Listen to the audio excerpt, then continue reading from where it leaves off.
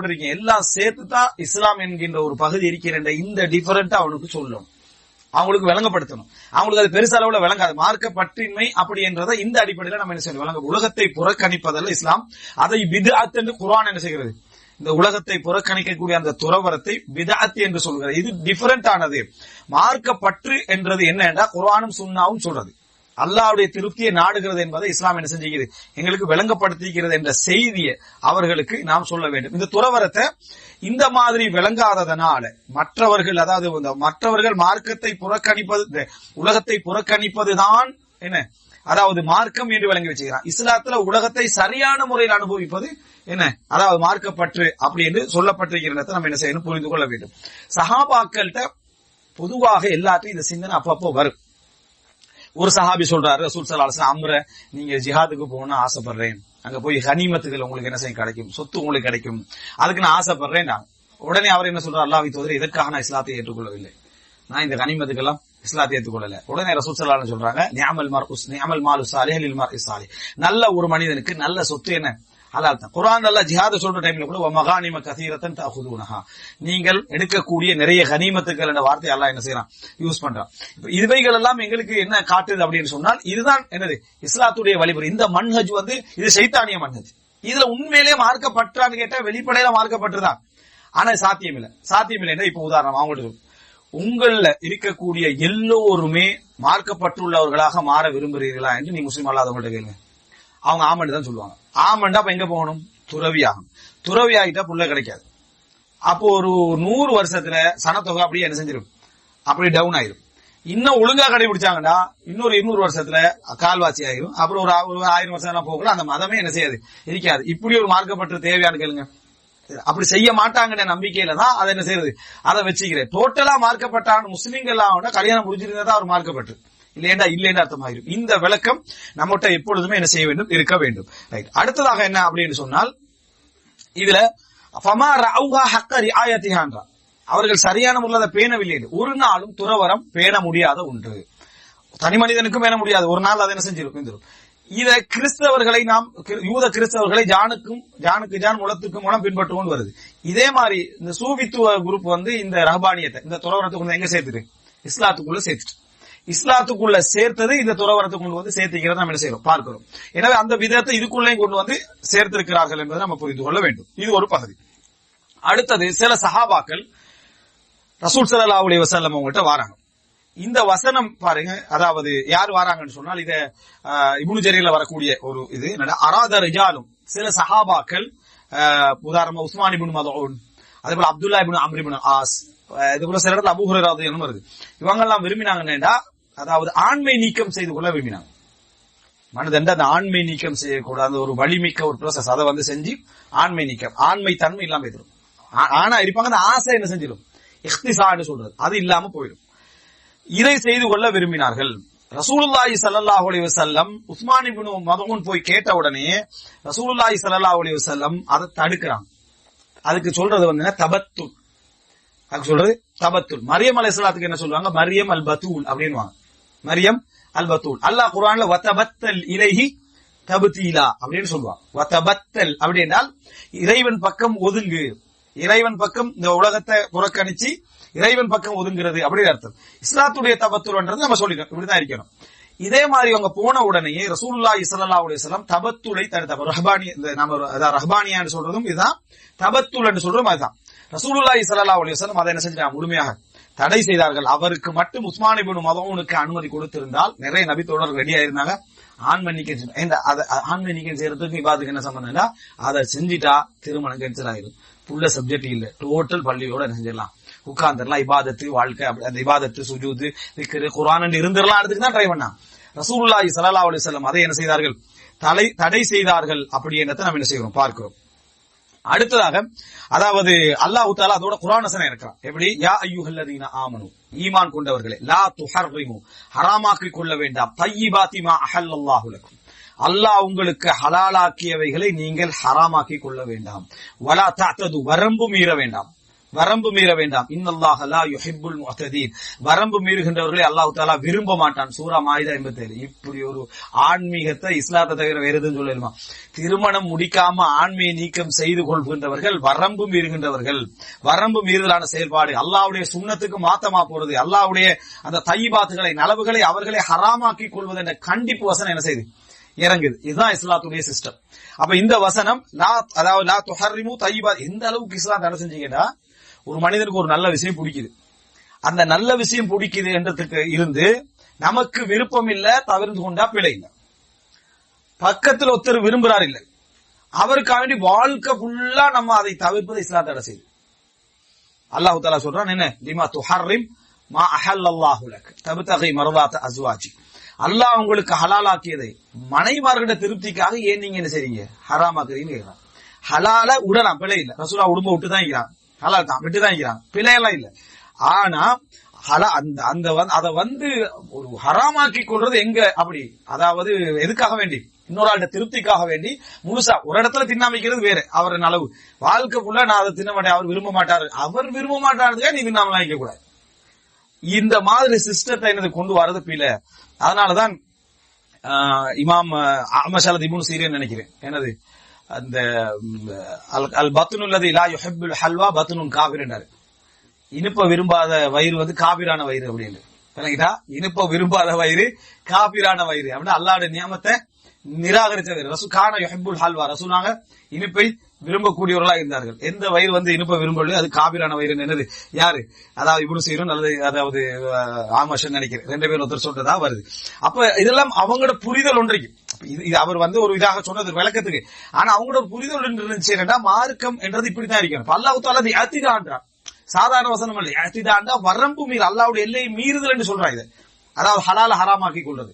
இப்னு Abbas ரலியல்லாஹு அன்ஹு ஒரு சிவப்பான ஒரு சேட்டை போட்டுக்கிட்டு ஹவாரிஜியோட பேசுறதுக்கு போறான், ஒரு சிவந்த ஒரு ட்ரெஸ் போட்டு. அப்போ சிவப்பு போட்டிக்கிறீங்க, இது ஹராமே அப்படின்னு சொல்லி ஹவாரிஜில் கேட்டு அவர் சொன்னாரு, அல்லாஹ் தஆலா தன் அடியார்களுக்கு வெளியாக்கி இருக்கக்கூடிய அலங்காரத்தை ஹராமாக்குகின்றவர்கள் யார் என்ற குர்ஆன் வசனத்தை தெரிஞ்சாங்க. இப்னு அப்பாஸ் ரலியல்லாஹு ஓதி காட்டினாங்க. என்ன செய்தி நம்ம பாக்குறோம். எனவே இது ஒரு மிக முக்கியமான விஷயம். சஹாபாக்கள் இப்படி அனுமதி கேட்ட நேரத்தில் இது தடை செய்யப்பட்டது, இந்த துறவரம் என்றது வந்து என்ன தடை செய்யப்பட்டது என்பதை நம்ம மார்க்கத்தை என்ன செய்யறோம், தெரிஞ்சுக்கொள்றோம். ரைட்.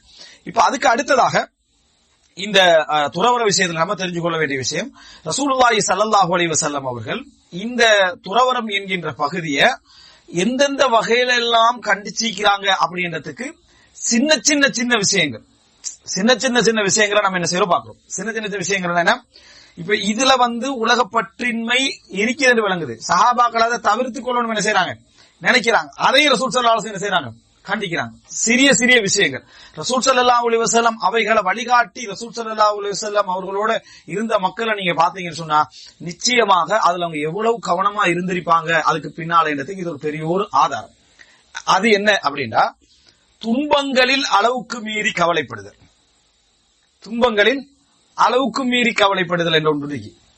இந்த துன்பங்கள்ல அளவுக்கு மீறி கவலைப்படுதல் அப்படி என்ற பகுதியும், துன்பங்களில் கவலைப்படாமலே இருத்தல் இந்த ஒரு பகுதி இருக்கு. இது என்ன எடுத்து பாருங்க. இதுல உலகப்பற்றின்மை வரும், இந்த உலகப்பற்றும் வரும், பற்றின்மையும் வரும். அதை நம்ம உணர்றதில்லை. அதுல இஸ்லாம் சொல்லிக்கிற சட்டங்கள் எல்லாம் துறவரம் என்றது எவ்வளவு கூடாதுன்றதை புரிஞ்சு கொள்ற இன்னொரு கோணம். இப்போ உதாரணமா ரெண்டு பேருக்கு இடையில பகமை வருது. ரெண்டு பேருக்கு இடையில பகமை வந்தா உண்மையிலே உலகப்பற்றின்மை அப்படின்றது என்ன அடுத்த செகண்டே பேசிடும்.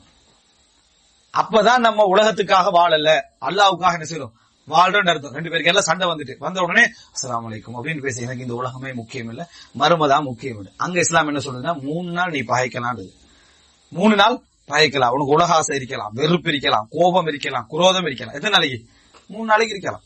ஒருத்தன் வந்து ஒரு அநியாயத்தை செஞ்சிட்டான், செஞ்ச உடனே அடுத்த நாள் சலாம் சொல்லுங்க சொன்னா வலது கண்ணத்துக்கு ஒருத்தர் அடிக்கிறாரு, இந்த கண்ணத்தையும் சேர்த்து காட்டுங்க அப்படின்னு சொன்னா அது அர்த்தம் வந்து உலகப்பட்டின்மைதான்.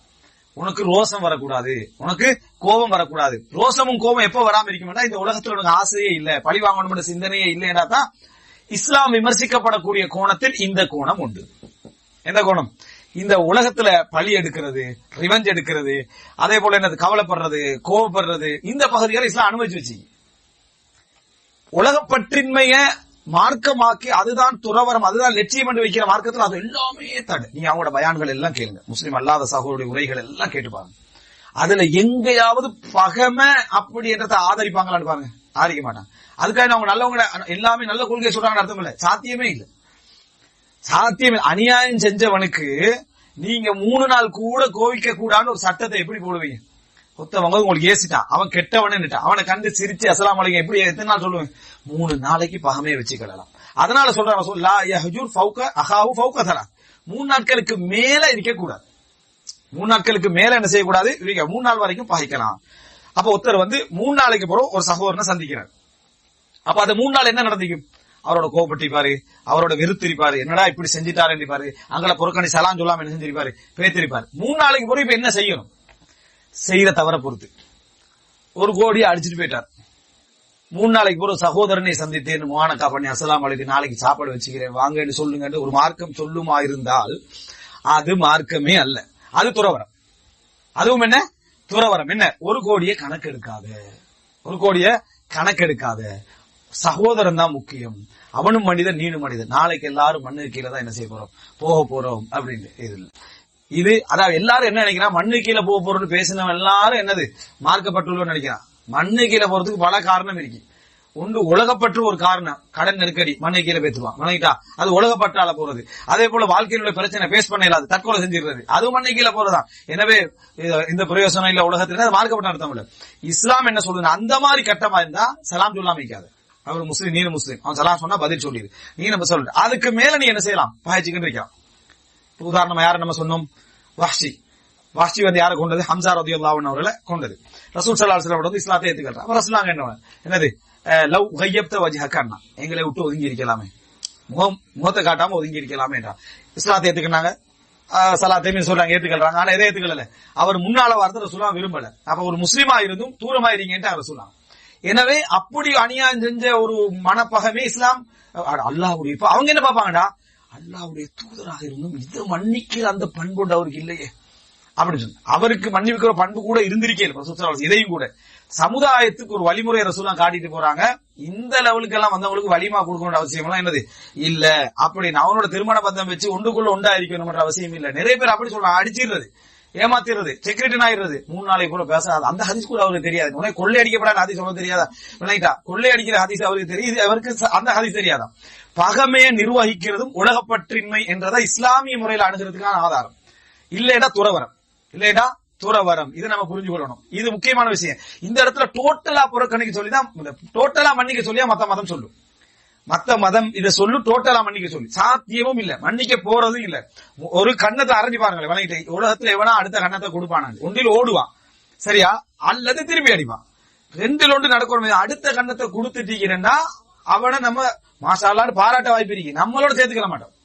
குடும்ப வாழ்க்கையில நம்ம மருமகனை எடுத்துக்கலன்னு அது அவ்வளவுதான் அப்படி நம்ம சுவரா நம்ம அதை நினைப்போம். அது கூட நமக்கு என்ன செய்யல விளங்குது இல்ல, அதை ஒரு இதை நினைக்கிறோம். இது அதாவது மிக முக்கியமான கவலை. 4 மாசம் 10 நாள் கவலை படுன்னு சொல்லுது இஸ்லாம். யாருக்கு? மனைவிக்கு. 4 மாசம் 10 நாள் நீ கவலை படணும்.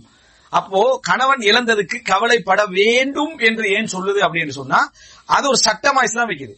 அந்த சட்டத்தை எப்படி வைக்கல மத்த மதங்கள் கண்ணாலான கல்லானாலும் கணவன் புல்லானாலும் புருஷன் அடிப்படையில் வைக்கல.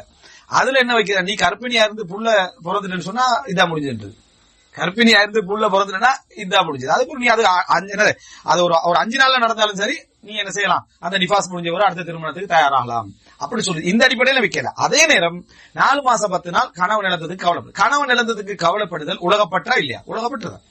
உலகப்பற்ற மார்க்கமாக்குது. இதை நான் சொன்னேன், கவலைகள்ல துன்பங்கள்ல சோகங்கள்ல இஸ்லாம் என்ன செய்யுது, அதை கடைபிடித்தல் என்பது உலகப்பட்டோடு உள்ளது. இதை மனித இயல்புகளுக்கு தாண்ட வேணாம். உம்மு ஹபீபா ரலியல்லாஹு அன்ஹா, அபூ சுஃபியானுடைய மரண செய்தி வருது. மரண செய்தி வந்த உடனே அவங்க 3 நாள் என்ன செய்யறாங்க, கவலைப்படுறாங்க. அபூ சுஃபியானாரே தந்தை, கணவனுக்கு தான் 4 மாசம் 10 நாள், தந்தைக்கு 3 நாள் தான் கவலைப்படலாம். ஒரு மனுஷன் கவலைப்படுறதும் பகைக்கிறதும் எத்தனை? 3 நாள். 3 நாள் வரை கவலைப்படுறாங்க. 3ஆம் நாளுக்கு பிறகு அவங்க என்ன செய்யறாங்க, ஒரு வாசனை எடுத்து பூசிக்கிறாங்க. பூசிட்டு சொல்றாங்க, கணவன் அல்லாதவருக்கு 3 நாளைக்கு மேல என்ன செய்யக்கூடாது, நம்ம கவலை வெளிப்படுத்தக்கூடாது. இதுல என்ன செய்தி, 3 நாள் கவலையை வெளிப்படுத்தலாம். வெளிப்படுத்துறதுக்கு மார்க்கம் என்ன செய்யுது, அனுமதிக்குது. உண்மையிலேயே ஒரு இறப்புக்கு கவலையை வெளிப்படுத்துறதுக்கு அனுமதிக்கிறது உலகப்பற்றா இல்லையா? இதெல்லாம் சஹாபாக்கள் அப்பப்ப கேட்டாங்க. தன் பிள்ளைகள் மரணிச்சாங்க, ஒரு புள்ள மரணிச்சோன்னு சொல்றாங்க, அழுதாங்க. இப்ராஹிம் மரணிச்சோன்னு அழுதொன்னே யார் கேட்டா, அப்துல் ரஹ்மான் முக்கிய நபி தோழர் அல்லாஹ் தபிக்கு அல்லாஹ் தோழர் நீங்க அழுகிறீங்களா? அது உலகப்பட்டு தானே. அல்லாஹ்வின் தூதரை நீங்க அழுகிறீங்க. ரசூலுல்லாஹ் சொன்ன ஹாதிஹி ரஹ்மா, இது அல்லாஹ்வுடைய ரஹ்மத். ஜஅலஹு அல்லாஹு ஃபீ குலூபி இபாதிஹி, அல்லாஹ் தனது அடியார்களுடைய உள்ளத்திலே ஆக்கி இருக்கிறான் என்றான். குர்ஆன்ல என்ன வருது? என்னது? வஜஅல்னா ஃபீ குலூபில் லதீன தபஊஹு ரஃபத்தன் வ ரஹ்மத்தன், அவரை பின்பற்றியோடைய உள்ளத்திலே கருணை அல்லாஹ் தஆலா ஆக்கினான் அப்படின்றான். ரஹ்பானியத் வரக்கூடாது. ரஹ்பானியத்துக்கு எதிரானதுதான் இது. எனவே உலகப்பட்ட ரசூலுல்லாஹ் ஒவ்வொரு இடத்திலையும் ரசூலுல்லாஹ் வெளிப்படுத்திக்கிறார். துன்பம், பகைமைய பாராட்டுறது, பகமை பாராட்டுறதுன்னா அளவாக முறையாக பகமை பாராட்டுறது, அந்த பகமையை நிர்வகிக்கிறதும் அதுல உள்ளது. அதே போல இந்த ரஹ்பானியத்துல உள்ள இன்னொரு கோணத்தை பாருங்க. இது அதாவது துன்பத்தை வெளிப்படுத்தல், கவலையை வெளிப்படுத்துதல், பகமையை வெளிப்படுத்துதல், அதை அளவா வெளிப்படுத்துறது. மூணாவது, குற்றவியல் சட்டங்கள்ல பழி வாங்குறது. குற்றவியல் சட்டங்கள்ல பழி வாங்குறது துறவரத்துக்கு எதிரானது. அதனாலதான் மத்த மதத்தில் உள்ள என்ன கேள்வி கேட்பாடா, மன்னிச்சு விடலாமே, மன்னிக்கிறதானே மார்க்கம், மன்னிக்கிறதானே மார்க்கம். அவங்க என்ன வழங்கி வச்சுக்கிறாங்க, எல்லாத்தையும் மன்னிச்சு விடுறதுதான் மார்க்கம், எல்லாத்தையும் கருணையா நடக்கிறதா மார்க்கம் என்று விளங்கி வைக்கிறதே துறவரம். எல்லாத்தையும் மன்னிச்சு விடுறது சொல்றதுக்கு அழகாய்க்கும், எல்லாத்தையும் என்னது அதாவது இறக்கமா நடக்க சொல்றதுக்கு அழகாய்க்கும், முழுசா சாத்தியமே இல்லை. அதனாலதான் என்ன மாட இருக்க வேணான்றாங்க, மிருகங்களை கொள்ளாது என்றான், என்ன வெஜிடேரியன், என்னது தாவரங்களை மட்டும் சாப்பிடுவான். இதெல்லாம் இதுல செய்யறது இந்த உலகத்தை புறக்கணித்தல உயிர்களை கொள்ளாது, சாத்தியமே இல்லை. இஸ்லாம் சொல்லி நீ அறுத்து என்ன செய்யலாம், சாப்பிடலாம். அங்க நீ அறுக்கிற டைம்ல சரியான முறையில் நடந்துங்க. துறவரத்துக்கு எதிரானது.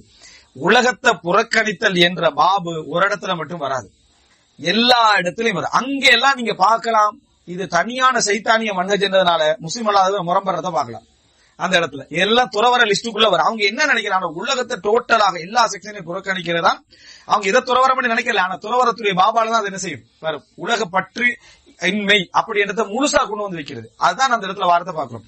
அப்ப இஸ்லாம் குற்றவியல் சட்டத்துல வருது. குற்றவியல் சட்டத்தை என்ன சொல்லுது, அதாவது கொலைக்கு கொலை, பல்லுக்கு பல்லு, கைக்கு கை, இந்த மாதிரி என்ன செய்யுங்க, அதாவது கண்ணுக்கு கண், இதுக்கு நீங்க காதுக்கு காது, மூக்குக்கு மூக்கு, பழி வாங்குங்க.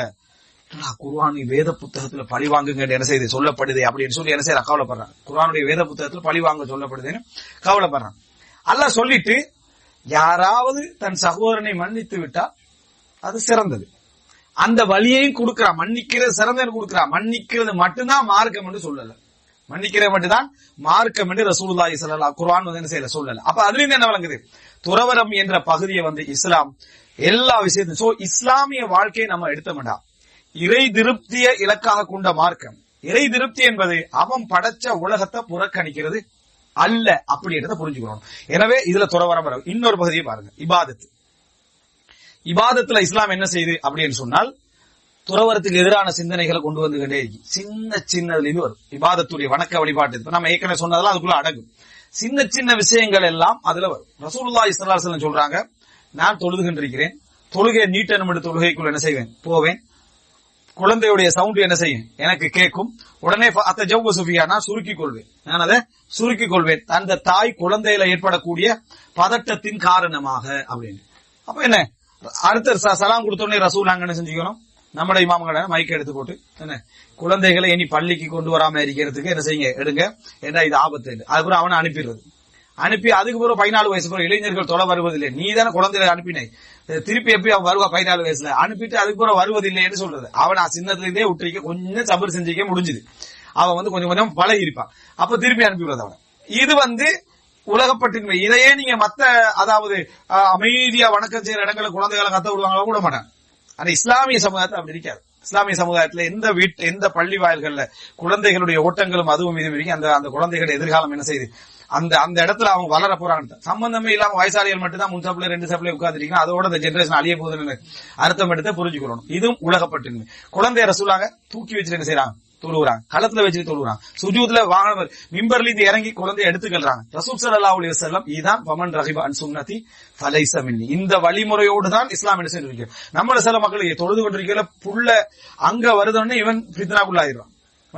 எப்படி இந்த இவன் தொழுகையை முறிச்சிருவான் போல சரியா, அப்படி என்று முழு மனைவி குடும்பம் எல்லாத்தையும் கொஞ்சம் மார்க்க பற்றையில் என்னதுக்கு இந்த புள்ள இங்க வந்ததுக்காக வேண்டி அதுக்கு இழுத்து வீசின பாட்டியெல்லாம் என்ன செய்திருக்கு.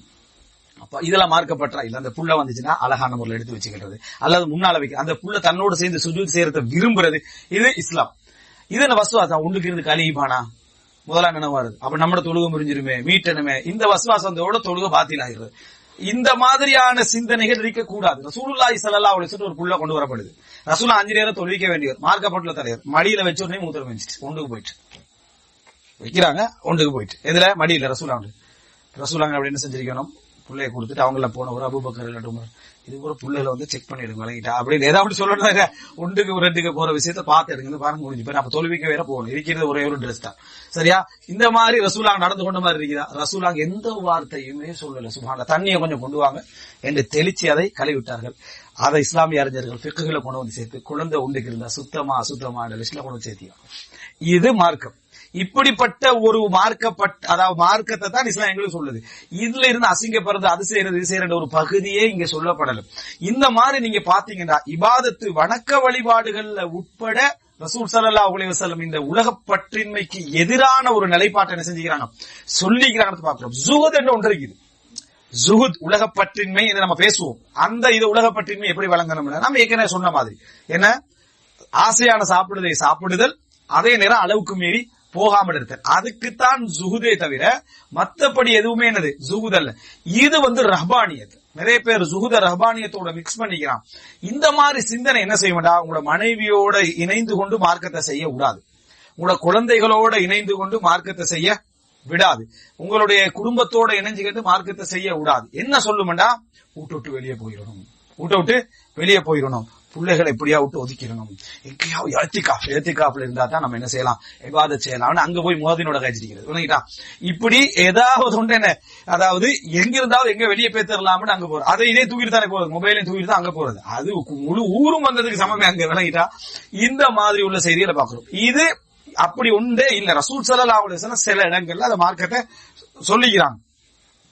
அதிலையும் சுப்ஹானல்லாஹ் அந்த இபாதத்துக்குள்ளேயும் இஸ்லாம் வந்து அதுல கவனமாக்கிறதுக்கு ஆதாரம், ஏத்திகாஃப்ல இஸ்லாம் பேசுற சட்டங்களை பாருங்க. வலா துபாஷிருஹுன்ன வ அன்தும் ஆகிஃபூன ஃபில் மசாஜித். நீங்கள் பள்ளிகளில் ஏத்திகாஃப் இருக்கின்ற நிலையில் மனைவிமார்களோடு என்ன செய்ய வேண்டாம், உறவில் ஈடுபட வேண்டாம். அதாவது கொண்டு வந்து இஸ்லாமிய என்ன சொல்றாங்கன்னா, மனைவியை வீட்டுல கொண்டு போய் விடலாம், பள்ளி பக்கத்துல தலையை நீட்டி தலைவார விடலாம், தேங்கண்ணா பூச விடலாம், அது செய்யலாம், இது செய்யலாம். இது ஒரு முஸ்லீம் அல்லாத நிலையில இருந்து பாருங்களேன்.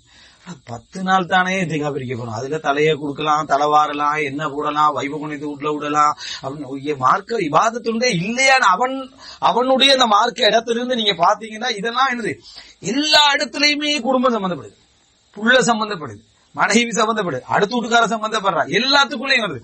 யாராத்த பேசினாலாதான் சட்டம் என்ன, அது என்ன, இந்த பள்ளிக்குள்ள போனா முன்சப்புல யார் இருக்கணும், பின்சப்புல யார் இருக்கணும், அதுலயும் பெண்கள் சப்ஜெக்ட் சட்டம், பள்ளி பெண்கள், இப்படி எல்லா இடத்துலயுமே அந்த ரிலேஷன் இஸ்லாம் என்ன செய்யுது, அதாவது வச்சுக்கிட்டே வருது, குடும்ப சப்ஜெக்ட். அதே நேரம் அசிங்கமா வைக்கவும் இல்ல. அசிங்கமா வைக்கலடா, ஆண் பெண் கலந்து கொள்ளலாம், கலப்பா இருந்து கொள்ளலாம், உத்தருக்கு உத்தர் சலாம் சொல்லிக்கலாம், அதெல்லாம் பிரச்சனை இல்லை, அவ்வளவுக்கு உலகப்பட்டு என்னது உங்கள்ட்ட இருக்கணும் அப்படி சொல்லவும் இல்லை. அசிங்கம் இல்லாமலும் அளவுக்கு மீறி இல்லாமலும் உலகத்தை இந்த விவாதத்துகளோடு மிக்ஸ் பண்ணி ஆரம்பத்திலிருந்து கடைசி வரைக்கும் உள்ள பகுதியில இஸ்லாம் என்ன செஞ்சு இதை சம்பந்தப்படுத்தி இருக்கிறது. எனவே இந்த நஹா அனி தபத்துல், ரசூலுல்லாஹி ஸல்லல்லாஹு அலைஹி வஸல்லம் அவர்கள் துறவரத்தை தடை செய்திருக்கிறார்கள். ரஹ்பானியத் கிறிஸ்தவ உலகத்துடைய பிதஅத்துக்கள்ல உண்டு. அவைகளால இந்த மார்க்கத்தை உலகத்துல நடைமுறைப்படுத்துவதில் எந்த சாத்தியமும் என்னது இல்லை என்பதுல சந்தேகமே இல்லை. அவர்களுடைய அந்த நடவடிக்கை மனித இயல்புகளை தாண்டி யாருக்கும் வரல. அதே போல யாரையும் இது கடைசியாக நம்ம வச்சுக்கிறோம், யாரையும் உலகப்பற்று என்ற அந்த பண்பிலிருந்து நீங்கியவர்னு பாத்துறவங்க கூட அப்படி ஒண்ணு, அதுக்கு என்ன சொல்றது, தூய்மை நிலை அடைதல், உச்ச நிலை அடைதல், முக்தி நிலை அடைதல், அப்படி என்ற லெவல்ல யாரையும் பார்த்துடக்கூடாது. யாரையும் பார்த்த அவர் தவறு செய்ய வாய்ப்பில்லை. அங்க இஸ்லாம் வந்து ஒரு இது வைக்கிறது, இஸ்மத் என்பது நபிமார்களுக்கு மட்டும்தான், பிழையே செய்ய மாட்டார்கள் என்பது நபிமார்கள். மற்ற எல்லாரும் மாசூம்கள் அல்ல, மற்ற எல்லாரும் மாசூம், எல்லாரும் தவறு செய்தே ஆவார்கள், எல்லாரும் தவறு செய்தே ஆவார்கள்.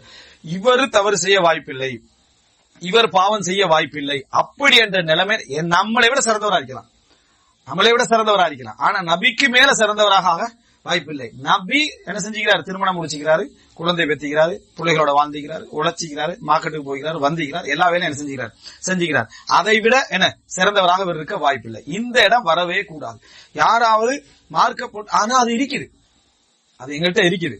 சாதாரணமா அன்றாடம் மார்க்கெட்ல வேலை செஞ்சுட்டு உடனே பள்ளியில இமாமத்தா முற்படுத்த மாட்டோம். அவர் எவ்வளவு மார்க்கப்பட்டுள்ளவராக இருந்தாலும் சரி, எனது அவரு பிசினஸ்ல இப்படி ஒரு விதமா என்ன செய்யும் அவரை பார்ப்போம். யாராவது அந்த சம்பந்தமே இல்லாம பள்ளியில உட்கார்ந்துட்டு பாரு, அவருக்கு தான் இமாமத். அப்படி இருக்க கூட. ஆனா எல்லா இடத்துல இல்ல, குர்ஆன் சுன்னா விளங்கின இஸ்லாமிய மக்கள் எல்லா இடத்துலயும் இல்லாட்டி அந்த ஒரு பார்வை இருக்குது. இஸ்லாமிய அடிப்படையில அவருக்கு நல்ல முறையில் ஓத தெரியுமா, சொல்ல தெரியுமா, யாரா இருந்தாலும் என்ன அது இன்றைய கவர்மெண்ட் கலாச்சாரம், கவர்மெண்ட் ஜொப் என்ற கலாச்சாரம் வந்த பிறகுதான் இது இல்லைன்னா அன்றைய கால அறிஞர்களா தனித்தனி தொழில தான் செஞ்சாங்க இருந்தாங்க பாக்குறோம். எனவே இதை நம்ம மனசுல வச்சு இஸ்லாமிய அடிப்படையில் இந்த நிக்காஹ் என்ற சுன்னத், நாம் நேற்று பேசின அமாருல் அர்த், இந்த பூமியை நிர்வாகம் செய்தல் அப்படி என்ற அந்த பகுதி திருமண உறவின் மூலம், குடும்ப உறவின் மூலம் இஸ்லாம் ஏற்படுத்தக்கூடிய ஒரு பகுதி. இரண்டாவது பகுதி இந்த அதாவது இஸ்லாம் மார்க்கப்பற்று, மார்க்கத்துடைய வழிகாட்டல் என்பது திருமணத்துக்கு எதிரான அனைத்து அதாவது இடங்களையும் இஸ்லாம் என்ன செய்து கட் பண்ணுது. துறவரத்துக்கு சார்பான அனைத்து இடங்களையும் இஸ்லாம் கட் பண்ணுது. அது வெறுப்புல வரும், துக்கத்துல வரும், திருமணத்துல வரும், அன்றாட வாழ்க்கையில வரும், வணக்க வழிபாட்டுல வரும், ஒரு மனிதனை பார்க்கிற பார்வையில வரும். இந்த எல்லா இடத்துல இஸ்லாம் என்ன செஞ்சுட்டு அதை கட் பண்ணி விடுகிறது அப்படின்றத நம்ம என்ன செய்யறோம் பார்க்கிறோம். அதனால இந்த இடத்தை அதாவது மார்க்கப்பற்றா இல்மா அப்படின்னு இஸ்லாம் வச்சா, மார்க்கப்பற்று கலந்த இல்மா தான் இஸ்லாம் என்ன செய்யும் முற்படுத்தும் என்பதை நம்ம புரிந்து கொள்ள வேண்டும். இஸ்லாம் துறவரத்துக்கு எதிரான மார்க்கம். இஸ்லாம் துறவரத்துக்கு எதிரான. துறவரம் உலகத்துக்கு ஒரு ஃபசாத், உலகத்தை அழிக்கும், உலகத்தை அமார் பண்ணாது, நாசமாகும். துறவரம் பொய்யானது, போலியானது. ஒரு சிலர் உண்மையாக இருக்கலாம், ஆனால் அதனுடைய முழு வடிவம் பொய்யானது, போலியானது, சாத்தியமற்றது. எல்லா மக்களுக்கு மத்தியில நீதி செலுத்த வாழ்க்கை முறையை கொண்டு போறதுக்கு அதுல எந்த விதமான வாய்ப்புகளும் இல்லை. துறவரத்தை ஒரு வாழ்க்கை முறையாக யாரும் அறிமுகப்படுத்த முடியாது. உலகத்திலேயே துறவரத்துக்கு எதிரான விஷயத்தை அறிவித்து ஒரு மார்க்க விஷயத்தை அதாவது உலகப்பற்றோடு அறிமுகப்படுத்திய ஒரு தூதர் என்று சொன்னால் முகமது ஸல்லல்லாஹு அலைஹி வஸல்லம், ஒரு தலைவர் என்றால் முகமது ஸல்லல்லாஹு அலைஹி வஸல்லம் என்று நம்ம என்ன செய்ய வேண்டும், புரிந்து கொள்ள வேண்டும். இதை நம்ம புரிஞ்சிட்டோம் என்று சொன்னால் உலக வாழ்க்கையை இடைஞ்சலா பார்க்க மாட்டோம். அன்றாட நமது வணக்க வழிபாடுக்கும், இறை நெருக்கத்துக்கும், உலக நிர்வாகத்துக்கும் இதை இடைஞ்சலா பார்க்க மாட்டோம். இடைஞ்சலா பார்க்காம எப்படி பார்க்கணும்னா அதுக்கும் சட்டம் இருக்குது, அதுக்கும் சட்டம் இருக்கு, இதோட கலந்து அதுல போராடி அந்த மாதிரி போறதை தான் நம்ம ஒன்றுமே இல்லாத காட்டு வழியில போய்த்துக்கிட்டு நம்ம தனியா நிம்மதியா தொழுகிறது என்னது ஒரு பிரச்சனையும் அல்ல. வீட்டுக்குள்ள இருந்துக்கிட்டு உனக்கு என்ன பிள்ளைகளோட போராடிக்கிட்டு தொழுகிறதா உனக்கு என்ன பிரச்சனை? இங்க உனக்கு பற்று வரல வைக்கிறேன், தனிமையில் இனிமையாக தொழுதா தொடரும் தானே, எந்த டிஸ்டர்பன்ஸும் இல்ல. இங்க என்ன பிள்ளையுடைய சத்தம் வரும், மனைவியுடைய சப்ஜெக்ட் வரும், போகணும் இருக்கு. அதுக்கு மத்தியில நீ அல்லாஹ் வணங்குறதா போராட்டம். அதுக்கு தான் கூலியும் என்னது அதிகம் என்றதை புரிஞ்சுக்கொள்ளணும். துறவனத்துக்கு எதிரான மார்க்கம் இஸ்லாம். எனவே குடும்பம் என்று போறக்கூடிய இதெல்லாம் எங்க தேவைப்படும் அப்படின்னா, இந்த குடும்ப சட்டங்கள் அது இதுன்னு பேசுற டைம்ல எல்லாம் இந்த துறவர சிந்தனை மிக்ஸ் ஆகிற இடங்கள் இருக்கு. சட்டங்கள் பேசுற டைம்ல அந்த துறவர சிந்தனை, ஏற்கனவே தியாக சிந்தனை சொன்னேன், அதே மாதிரி துறவர சிந்தனை இருக்குது, அதே போல இந்த குரங்கியல் என்னது சிந்தனைகள் இருக்கு. இதெல்லாம் மிக்ஸ் ஆகிற அந்த இடத்துல உங்களுக்கு தேவைப்படும். சோ குரங்கியல் சிந்தனை களையணும், அதே போல துறவர சிந்தனை என்ன செய்யணும் களையணும், அது போல என்ன அதாவது இந்த தியாக சிந்தனையை களையணும். அப்பதான் நம்மளோட மைண்ட் செட் எல்லாம் கிளியர் ஆகி குடும்ப வாழ்க்கையை சரியா புரிஞ்சு கொள்ற ஒரு இடத்துக்கு என்ன செய்யும் அது வரும் என்பதை நம்ம புரிந்து கொள்ள வேண்டும். இதுக்கு அடுத்த தொடர்கள்ல இன்ஷா அல்லாஹ் அதாவது குடும்பம் என்ற இந்த சப்ஜெக்டுக்கு மனிதர்கள் இடைஞ்சலாக நினைக்கக்கூடிய ரிஸ்க், அதாவது ரிஸ்க் பற்றி இஸ்லாத்துடைய பார்வை என்ன, ரிஸ்க்குடைய பார்வை சரியாக இல்லாததனால ஏன் திருமணம் எதிர்க்கப்படுகிறது, ஏன் திருமணம் பிற்போடப்படுகிறது, ஏன் குடும்ப வாழ்க்கை எனது சிக்கலுக்குள்ள போய் முடியுது, ஏன் குடும்ப வாழ்க்கை பொருளாதாரம் மிகப்படுத்தப்பட்டதா பாக்குது, சிசு கொலைகள் ஏன் நடக்குது, எல்லாம் இதோட சம்பந்தப்பட்டது, ரிஸ்கோட சம்பந்தப்பட்டது. ரிஸ்க் பற்றி இஸ்லாத்துடைய பார்வையும் குழந்தை விஷயத்தை இஸ்லாம் எப்படி சம்பந்தப்படுத்தி சொல்லுது, அதுல குழந்தைகளுடைய பெருமானங்கள், பெண் பிள்ளைகள், ஆண் பிள்ளைகள், அதனுடைய எண்ணிக்கை சார்ந்த பெருமானங்கள் என்றதெல்லாம் நம்ம படிச்சுட்டோம்னா சட்டம் மட்டும் தான் அங்கே பேச வேண்டியிருக்கு. இதை நம்ம இன்ஷா அல்லாஹ் அடுத்ததாக நம்ம பார்க்கிறோம். அதாவது அதுக்கு அடுத்ததாக குடும்பம் என்றால் என்ன, குடும்பத்துக்கு குடும்பத்துக்கு வரைவிலக்கணம் வேற சொல்ல வேண்டியது.